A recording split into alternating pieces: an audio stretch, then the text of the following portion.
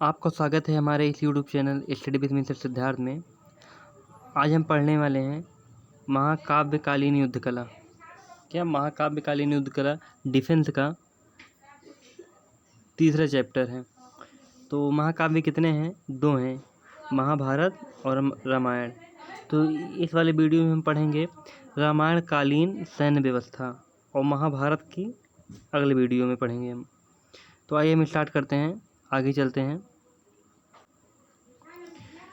रामायण और महाभारत प्राचीन भारत के 2 महाकाव्य हैं। 2 महाकाव्य कौन? रामायण और महाभारत। चूँकि महाकाव्यों में वेदों से अलग राजनीतिक, सामाजिक, धार्मिक और सैनिक पृष्ठभूमि का वर्णन है, अतः इस काल को महाकाव्य काल कहना उचित जान पड़ता है। अन्यथा यह नामकरण कालक्रम की दृष्टि से महत्वहीन हो जाएगा। रामायण और महाभारत को अपने वर्तमान स्वरूप में आने में कई सौ वर्ष का समय लगा। रामायण कोई एक काल की घटना नहीं है, तो अपने स्वरूप में आने में मतलब कई वर्ष लग गए। और भारत के 2 महाकाव्य हैं, पहला है रामायण और दूसरा है महाभारत। तो आइए पढ़ते हैं हम रामायण कालीन सैन्य व्यवस्था कि रामायण काल में सैन्य व्यवस्था कैसी थी। तो रामायण में क्या है? रामायण में भगवान राम और लंका के राजा रावण की मध्य संघर्ष का वर्णन है। तो आइए हम आगे बढ़ते हैं। सेना का संगठन किस प्रकार होता था रामायण काल में? तो वैदिक काल की 2 अंगों वाली सेना रामायण काल में 4 अंगों वाली अर्थात चतुरंग बल सेना में परिवर्तित हो चुकी थी। वैदिक काल में 2 अंगों वाली सेना थी, पहला हुआ पैदल और दूसरा हुआ रथ सेना।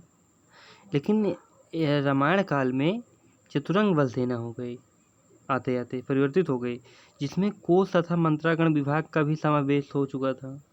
इस काल में राजा अपनी सेना का सर्वोच्च सेनापति होता था। रामायण काल में राजा अपनी सेना का सर्वोच्च सेनापति होता था। उसके अधीन अनेक मंत्री तथा सैनिक अधिकारी होते थे। जो राजा के अधीन, राजा के नीचे अनेक मंत्री सैनिक अधिकारी होते थे।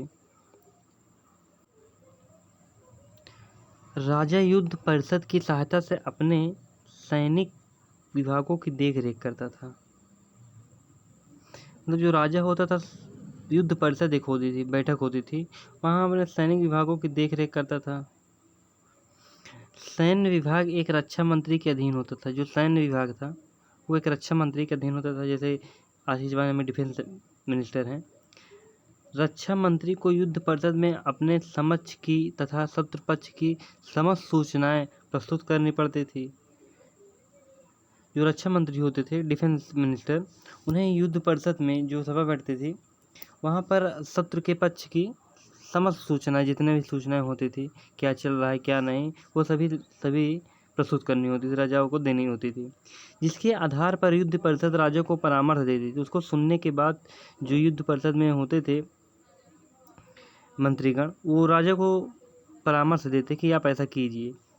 राक्षस राज रावण की सेना में भी सेनापति के अधीन एक युद्ध परिषद होती थी। मतलब इधर राम के पास भी थी तो उधर रावण के पास भी थी युद्ध परिषद सेना। आगे हम बढ़ते हैं।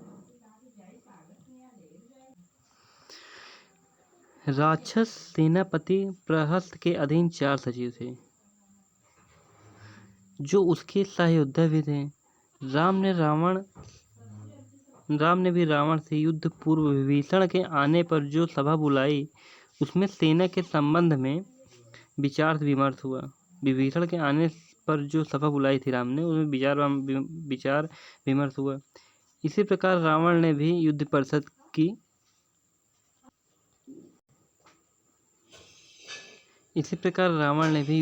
की बैठक बुलाई। सेनापति राजा के आदेशानुसार कार्य करता था तथा जो सेनापति होता था वो राजा के आदेशानुसार कार्य करता था। राजा युद्ध परिषद के निर्णयानुसार कार्य करता था। युद्ध की घोषणा और संधि करने का पूर्ण अधिकार राजा को था। मतलब जो युद्ध परिषद होती थी उसमें वो विचार विमर्श होता था, राजा को राज देते थे, लेकिन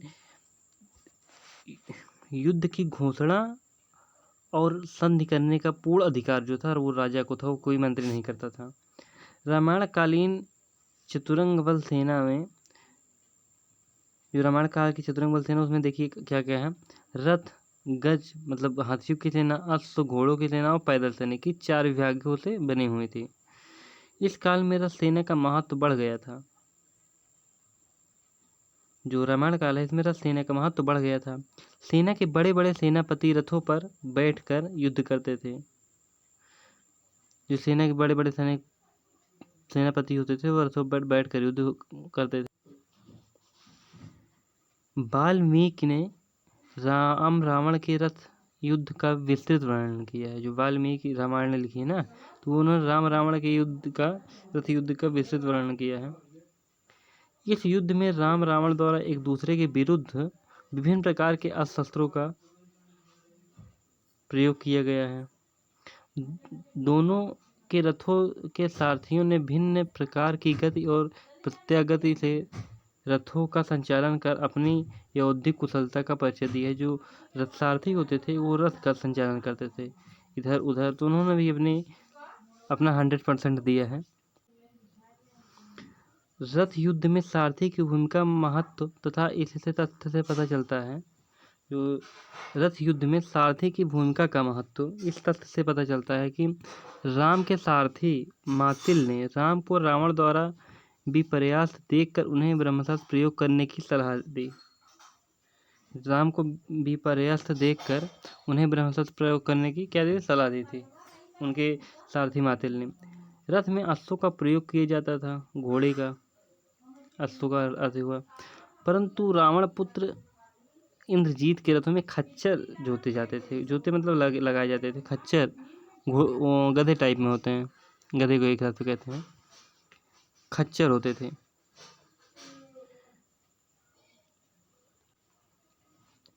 इस काल में गय सेना के अस्तित्व और महत्व का कोई विशेष प्रमाण हमें रामायण में नहीं मिलता है। क्या है? इस काल में गय सेना के अस्तित्व और महत्व का कोई विशेष प्रमाण हमें रामायण में नहीं मिलता है। कोई विशेष महत्व या अस्तित्व का प्रमाण नहीं मिलता है। परंतु युद्ध में अश्वों का प्रयोग होने लगा था। जब वैदिक काल में अश्वों का प्रयोग होने लगा तो रामायण में जाहिर सी बात है होगा ही। कम्बोज तथा सिंध प्रांत, क्या कम्बोज तथा सिंध प्रदेश के अश्व उत्तम समझे जाते थे। उस समय कम्बोज तथा सिंध प्रदेश के जो घोड़े थे वो अच्छे समझे जाते थे। घोड़ों के अलग अलग नाम रखे जाते थे। जो जहाँ जहाँ से आते थे उनके अलग अलग नाम रखे जाते थे। आगे बढ़ते हैं। रामायण काल में पदाति सेना में पैदल सैनिक जो होते थे उन्हें पदाति सेना कहते थे। उनका सैनिक हर प्रकार की भूमिका में हर ऋतु में युद्ध करने में सक्षम होते थे। जैसे पहाड़ वहाड़ हुआ, वहाँ तो रथ जा नहीं पाएंगे, इसीलिए वो उत्तम समझे जाते थे। वो हर एक क्षेत्र में, हर एक भूमि में और ऋतुओं में युद्ध करने में सक्षम होते थे। एक कुशल धनुर्धर अनेक योद्धाओं का सामना कर सकता था। जो एक कुशल धनुर्धर होता था वो अनेक योद्धाओं का सामना कर सकता था। तो एग्जाम्पल देखते हैं। यहाँ परशुराम अकेले ही अपने दिव्य शस्त्रों के प्रयोग से बड़ी बड़ी सेना को रोक देते थे। जो परशुराम थे। पैदल सैनिक 2 प्रकार के होते थे। जो पैदल सैनिक थे, तलवार वाले एक होते थे, यहाँ वर्षा होगा, एक मिनट यार, हाँ, वर्षा से लड़ने वाले तथा धनुर्वाण से युद्ध करने वाले। यहाँ थोड़ा सही कर लीजिएगा। एक होते तलवार से लड़ने वाले और दूसरे होते धनुर्वाण से लड़ने वाले। 2 प्रकार के सैनिक होते थे। आगे बढ़ते हैं। नौसेना के संबंध में अयोध्या कांड में निषाद राज की नाविक सेना का वर्णन मिलता है। जो नौसेना के संबंध में, रावण की सेना दुर्मुख नामक राक्षस समुद्र में भी युद्ध करने के लिए तैयार रहता था। रावण की सेना में एक दुर्मुख नामक राक्षस था, वो समुद्र में भी युद्ध करने के लिए तैयार होता था। नौसैनिक संघर्ष के बारे में स्पष्ट रूप से कुछ कहना संभव नहीं है। मतलब कोई निश्चित नहीं, प्रमाण इससे ज़्यादा नहीं है, क्योंकि इस समय भारत ना तो राजनीतिक रूप से संगठित था और न ही उसकी सीमा समुद्र पार तक फैली हुई थी। यहाँ क्या कह रहा है देखिए, क्योंकि इस समय भारत ना तो राजनीतिक रूप से संगठित था कोई राजनीतिक व्यवस्था में नहीं थी, और ना ही उनकी सीमा समुद्र पार तक फैली हुई थी।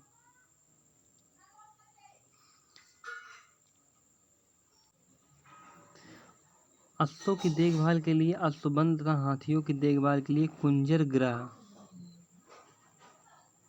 क्या? अश्व घोड़ों की जो देखभाल के लिए यहाँ अश्वबंद होते थे भाई, अश्वबंद, और हाथियों की देखभाल के लिए कुंजर ग्रह होते थे। आगे बढ़ते हैं। संपूर्ण सेना 4 श्रेणियों में बटी हुई थी। पहला है मित्र बल। मित्र बल जो मित्र राजाओं की सेना होती थी, जो राजा के मित्र होते थे। दूसरा है आटविक बल, जंगली जनजातियों की सेना जो जंगलों में निवास करती थी, उसे आटविक बल। तीसरा है भृत बल, वेतनभोगी सेना, जो राजा से पैसे लेते थे, पैसे देने पर आते थे जो सैनिक, भृत बल हो गया। अब चौथा है द्विसद बल, शत्रु पक्ष को छोड़कर आई हुई सेना, जो शत्रु पक्ष से छोड़कर आई हुई सेना होती थी, उन्हें द्विसद बल हो गए। ये 4 प्रकार की सेना होती थी उस समय रामायण काल में। संपूर्ण सेना इकाइयों में बटी होती थी, यूनिटों में बटी होती थी। सेना की सबसे बड़ी इकाई अक्षौहिणी कहा जाता था। क्या? अक्षौहिणी कहा जाता था। चित्रकूट जाते समय भारत की अक्षौहिणी सेना में 9,000 हाथी, 60,000 रथ और 1 लाख अन्य सैनिक थे। जब भरत जा रहे थे चित्रकूट, तो उनकी सेना में 9,000 हाथी, 60,000 रथ, 1 लाख अन्य सैनिक थे। आगे बढ़ते हैं हम लोग।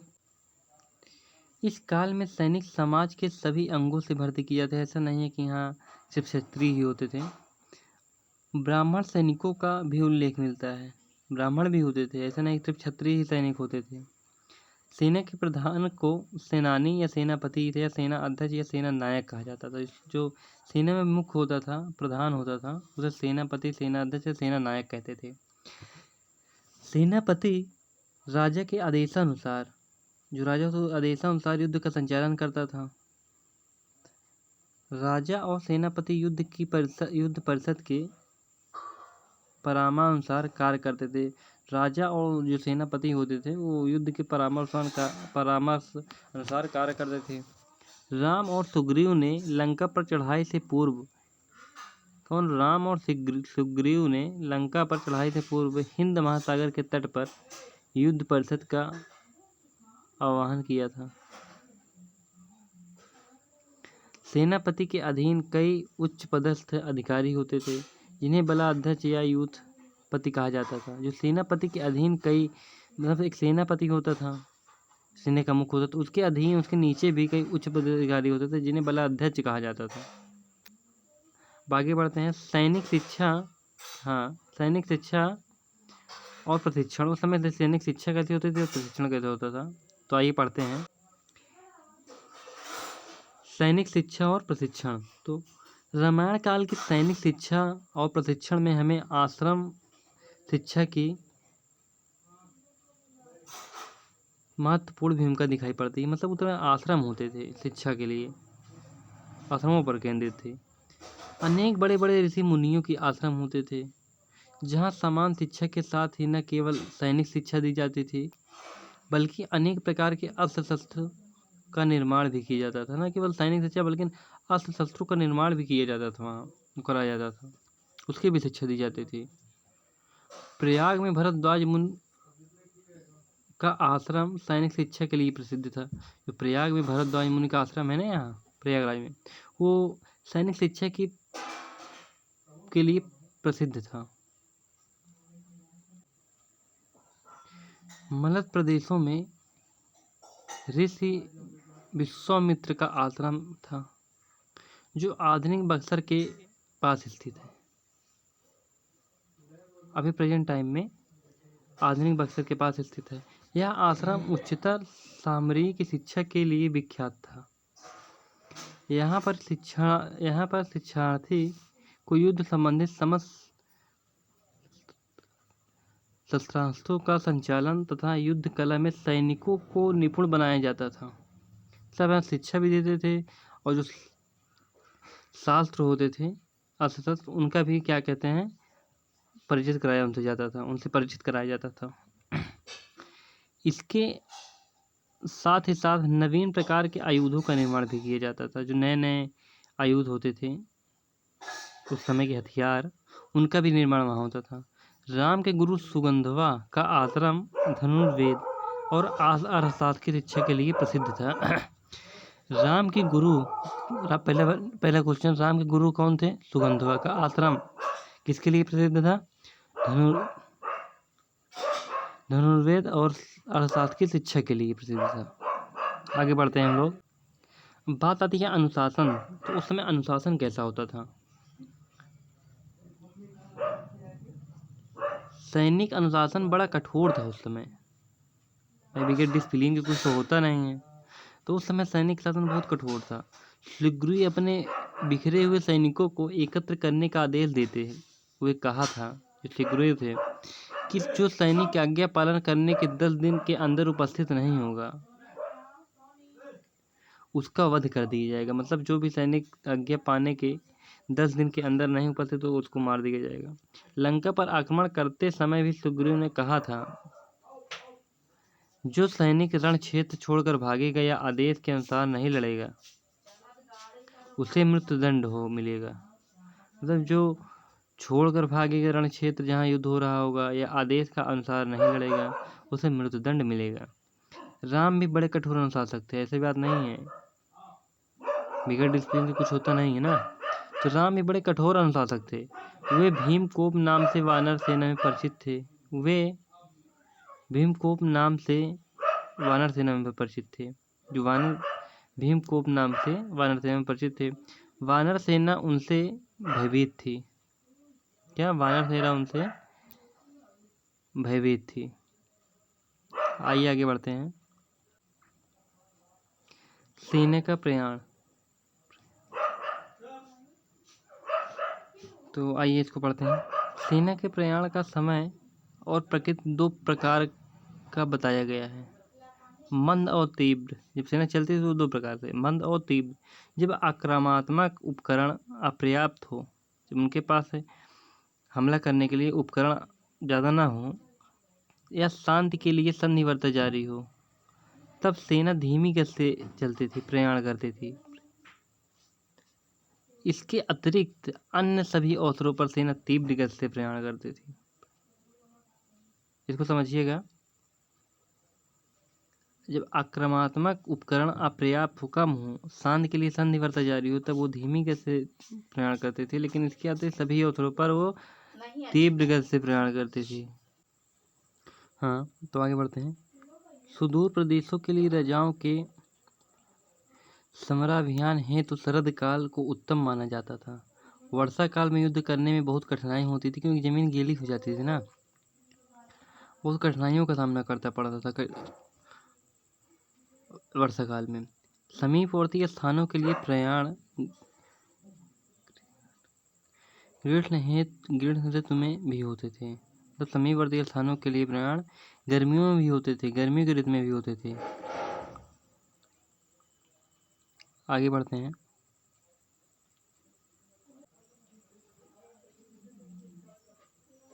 सेना के प्रस्थान से पूर्व मार्ग को ठीक करने के लिए शिविर स्थापित करने, मार्ग में अवरोध उत्पन्न करने वाले कूप, जलाशय, कूप पाटने तथा निर्जल स्थलों में कूप आदि तैयार करने के लिए उपयुक्त व्यक्ति भेजे जाते थे।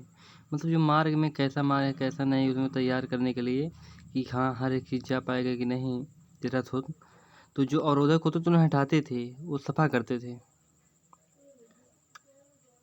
प्रस्थान के पहले सेना के निर्जल स्थानों में कूप वापी तैयार कर घाट बना दिए गए। पड़ाव पर शिविर स्थापित किया जाता था तथा शिविर के चारों ओर खाइए बनाकर उसे दुर्ग का रूप दिया जाता था। खाद्य सामग्री तथा अन्य आवश्यक सामग्री एक दल के थी जिसका स्थान आज आपूर्ति विभाग ने ले लिया है। सेना के पीछे व्यापारी, स्त्रियां तथा दास वर्ण रहते थे। जो सेना होती थी उनके पीछे व्यापारी दास स्त्रियां होते थे। आज कल जैसे कैंप फॉलोवर रहते हैं। दशरथ के साथ युद्ध में कैकेयी गई थी। जो दशरथ ने युद्ध लड़ा था, एक युद्ध में उनके साथ कैकेयी भी युद्ध गई थी। आइए आगे बढ़ते हैं। ये ज़्यादा इम्पोर्टेंट नहीं है, ये वाली हेडिंग यहाँ से यहाँ तक, यहाँ से यहाँ तक कितना, इसको पढ़ लीजिएगा आप लोग। समराभियान के समय शुभ और अशुभ निमित्तों पर बड़ा ध्यान दिया जाता है कि मतलब क्या शुभ है क्या अशुभ है। युद्ध शुभ और अशुभ लक्षणों से भली बात ही परिचित थे। रामायण के अरण्य कांड में सर्ग 23 सर्ग 25 में इन निमित्तों पर बड़ा विचार किया गया है, क्या शुभ है क्या अशुभ है। तो ये पढ़ते हैं। सेना यात्रा के समय आकाश में धूसर वर्ण मेघ छा जाना। तो सेना की यात्रा के समय खूब घने बादल छा जाना। रथ घोड़े का अपने आप में गिर जाना। सूर्य के चारों ओर श्याम घेरा बन जाना। गिद्ध का रथ की ध्वज पर बैठना। जो गिद्ध होता था पक्षी, रथ की ध्वज पर अगर बैठ गया तो वो अशुभ हो गया। मांसाहारी पक्षियों का भयंकर शब्द करना। गीदड़ का पूर्व दिशा में फें फें करना इत्यादि आप लिख सकते हैं। वैसे तो हैं बहुत सारी चीज़ें। प्रचंड वायु का बहाना, बिना रात की जुगनू का चमकना, और क्या है, चक्र चमकना, पृथ्वी का कांपना, योद्धा की वाम भुजा का फड़फड़ाना आदि हैं। आप दो चार लिख के याद लिख सकते हैं। आदि सूचक थे अशुभ के। शुभ अशुभ को उस समय बहुत ध्यान दिया जाता था। तो आइए पढ़ते हैं उस समय गुप्तचर व्यवस्था कैसी थी। क्या गुप्तचर व्यवस्था उस समय भी होती थी। युद्ध और शांति दोनों ही कालों में गुप्तचर और कूटनीतिक प्रतिनिधियों तथा दूतों और राजदूतों की नियुक्ति करके सूचनाएं एकत्र करने की प्रणाली प्रचलन में थी। मतलब युद्ध और शांति दोनों में कालों में ही गुप्तचर व्यवस्था होती थी। एक व्यक्ति होता था जो दूसरे राज्य में जाता था, वहाँ की सूचनाएं एकत्र करता था। ये प्रणाली बहुत प्रचलन में थी। नागरिक और सैनिक जासूसी आधुनिक शैली में जानी और प्रयोग की जानी जाती थी।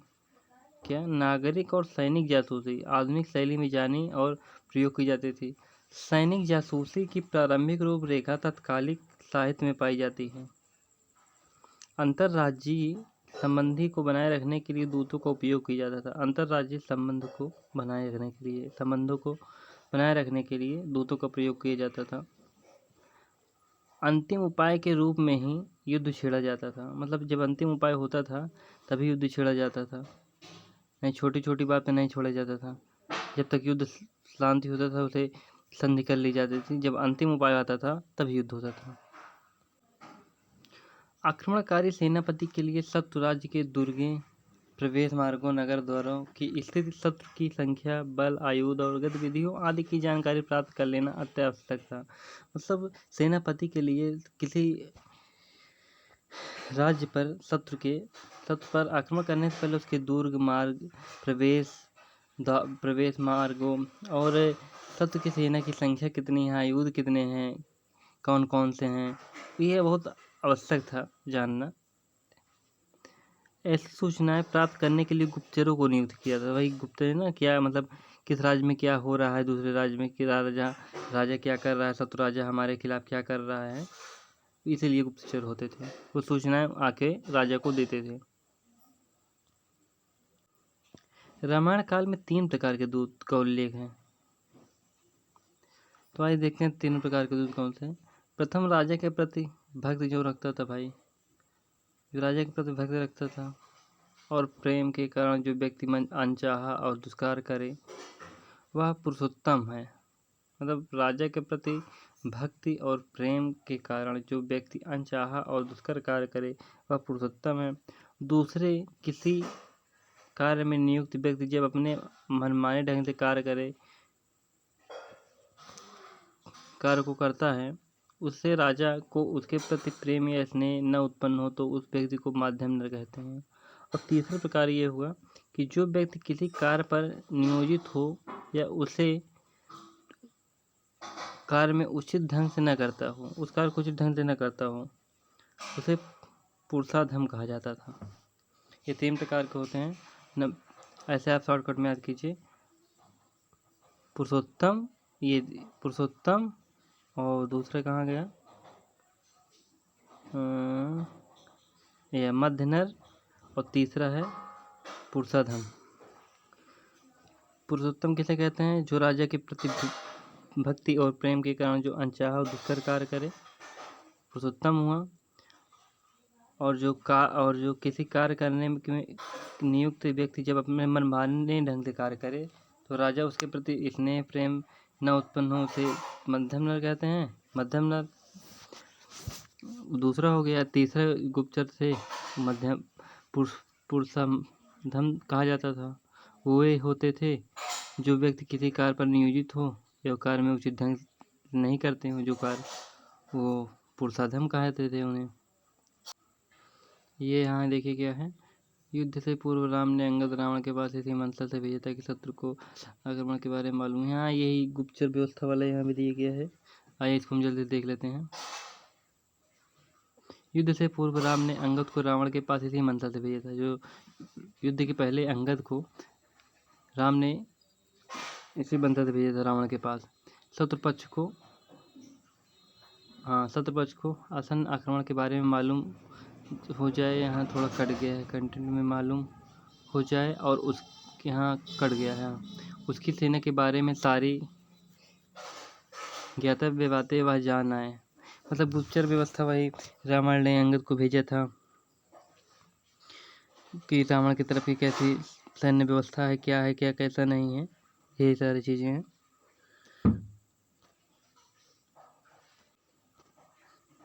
तो आगे बढ़ते हैं हम लोग। तलवारें 3 प्रकार की होती थी। क्या? जो तलवारें थी, 1 मिनट। तलवारें 3 प्रकार की होती थी। असी,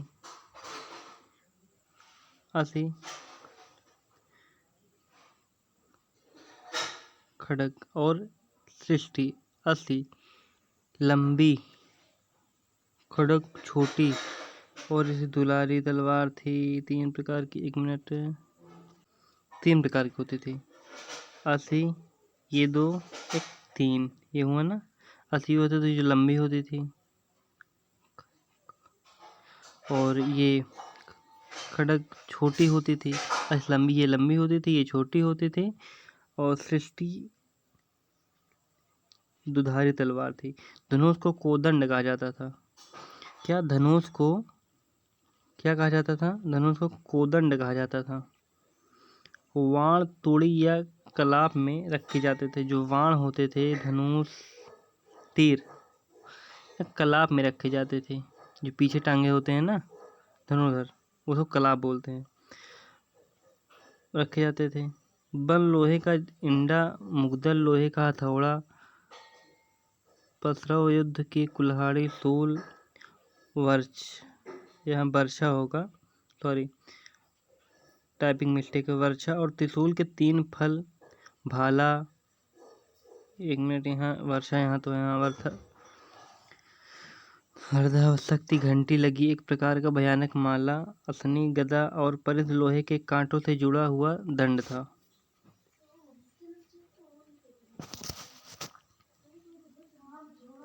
मुगदल लोहे का हथौड़ा था। हाँ, देखते हैं। तो मुगदल लोहे का हथौड़ा था, ये इतना समझिए आप। और पथरव युद्ध की कुल्हाड़ी थी। सूल और त्रिशूल 3 फल वाला होता था। ये 3 फल होते सूल और त्रिशूल में। वर्धा यहाँ क्या था देखिए। वर्धा शक्ति, घंटी लगी एक प्रकार का भयानक माला होती थी। असनी, गदा और परिधि लोहे के कांटों से जुड़ा हुआ दंड था। समझ में आया था ना? तो आगे बढ़ते हैं। विश्वामित्र ने राम लक्ष्मण को अपने बक्सर स्थित आश्रम में लाकर जिन 1 मिनट, दिव्य शस्त्रों का ज्ञान कराया। इन आयुधों का विवरण निम्न प्रकार से प्रस्तुत किया जा सकता है। तो आप देख सकते हैं, ये है चक्र, दंड चक्र, धर्म चक्र, आपकी बुक में दिया गया है। ये एक बार देख लीजिएगा। इसमें हमने 2 ही लिखे हैं, लेकिन और है, एक बार देख लीजिएगा, ज़्यादा इम्पोर्टेंट नहीं है।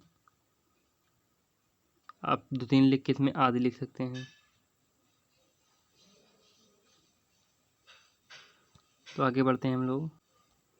सैन्य विन्यास उस समय कैसे होता था, सेना किस प्रकार बढ़ती थी। सेना युद्ध में विभिन्न प्रकार की व्यूह रचनाओं में खड़ी की जाती थी, जैसे गरुड़, सेन, सूची, वज्र, सकट, मकर, दंड आदि। गरुड़ व्यूह राम को विशेष प्रिय था। जो राम को था प्रिय व्यूह रचना में, वो गरुड़ व्यूह था। नियमतः युद्ध यात्रा के समय यदि शत्रु द्वारा चारों ओर से आक्रमण का भय हो तो, यदि युद्ध के समय शत्रु के चारों ओर से आक्रमण का भय हो तो उस समय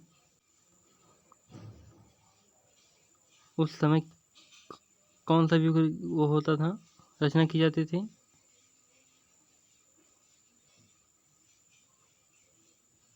चक्रव्यूह में संचालित करना चाहिए। अगर युद्ध के चारों ओर से युद्ध के समय कि शत्रु हमारे ऊपर हमला कर देंगे, सेना को चक्रव्यूह में संचालित करना चाहिए। पीछे आक्रमण का भय हो तो सकट भी बनाना चाहिए। अगर पीछे से हमें ऐसा लगता है कि शत्रु पीछे से मार देंगे तो सकट, कहाँ गया भाई, हाँ, सकट व्यूह बनाना चाहिए। 2 तरफ से आक्रमण का भय हो तो, दोनों तरफ से, तो बराह या मकर व्यूह बनाना चाहिए। आगे और पीछे से आक्रमण का भय हो तो गरुड़ व्यूह, आगे और पीछे से गरुड़ व्यूह, ये जो राम को प्रिय था। केवल सामने से आक्रमण का भय हो तो सूची व्यूह की रचना कर कूच करना चाहिए। कौन सी रचना करना चाहिए, सूची व्यूह। और जिस ओर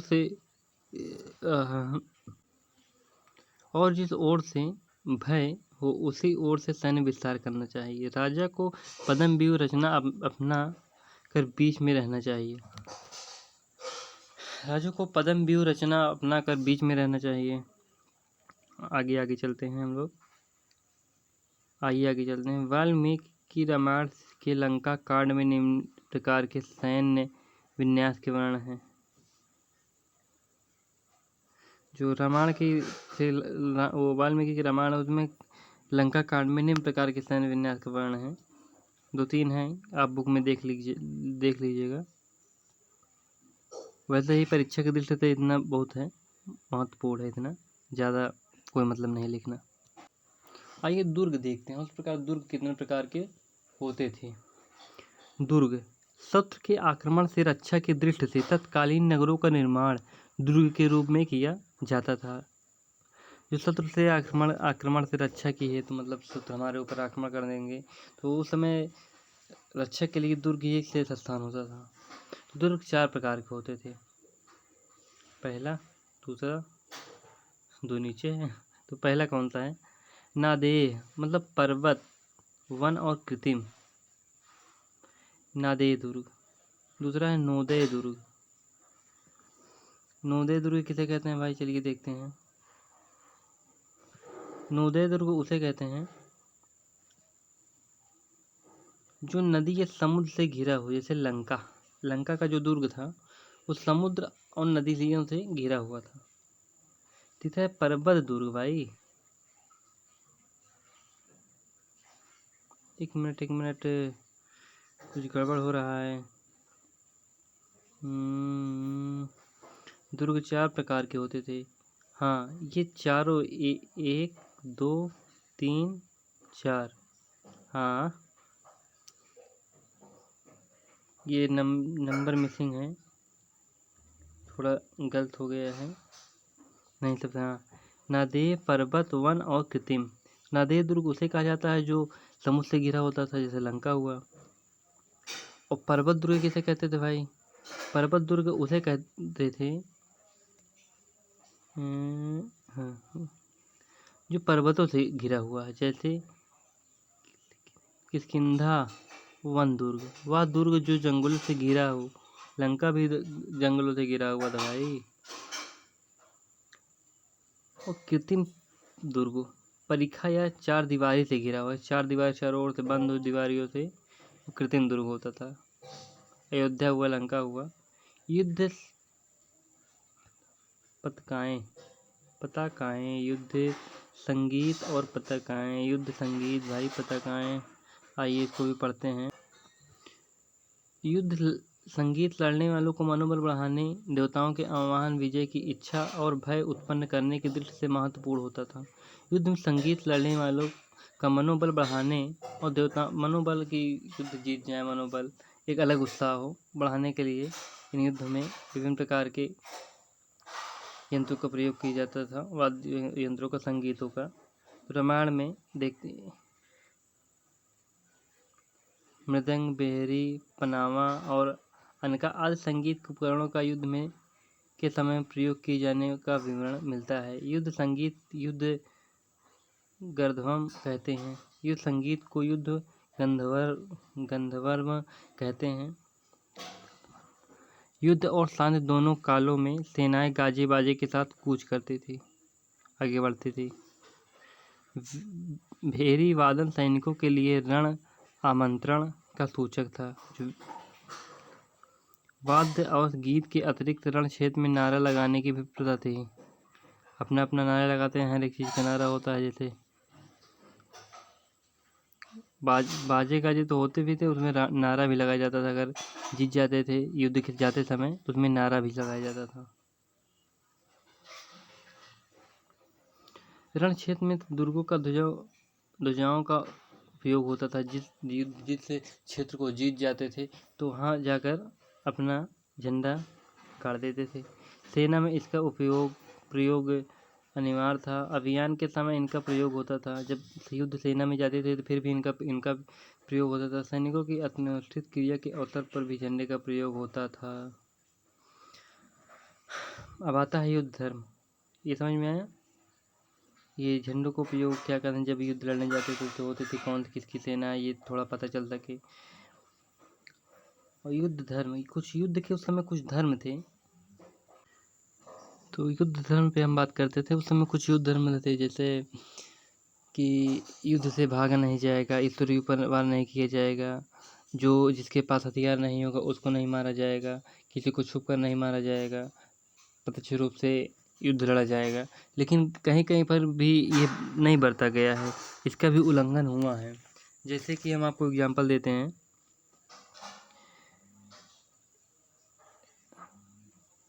तो एग्जाम्पल में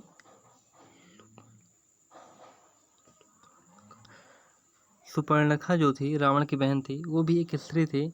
लक्ष्मण ने उसकी नाक काट दी थी और राम ने बाली को पर छुप कर बाण चलाया था। 2 हो गया। और क्या कहते हैं, लक्ष्मण ने यज्ञ में रथ इंजीत रावण का पुत्र था, वार किया था। और जो शत्रुघ्न थे, लवणासुर पर उस समय आक्रमण किया था जब उसके पास वह प्रसिद्ध शूल नहीं था। ऐसे अनेक एग्जाम्पल मिलते हैं। रावण की शिकायत थी कि राम ने जन स्थान स्थित उसकी सेना को बिना सूचना दिए ही विनाश कर डाला, रावण कहता था। वैसे अनेक एग्जाम्पल हैं युद्ध धर्म से कि युद्ध धर्म में नीति नहीं बरती गई। तो सही बात है, नहीं बरती गई, उसका कहीं कहीं नियम का पालन नहीं हुआ है। बस आपका रामायण की सैन्य व्यवस्था यहीं ख़त्म होती है। हम आपको नेक्स्ट वीडियो में महाभारत कालीन सैन्य व्यवस्था का टॉपिक लेकर आएंगे। ये परीक्षा की दृष्टि ये दोनों टॉपिक बहुत ही महत्वपूर्ण हैं। रामायण कालीन सैन्य व्यवस्था एवं महाभारत कालीन सैन्य व्यवस्था। बहुत बहुत धन्यवाद, बहुत बहुत आभार।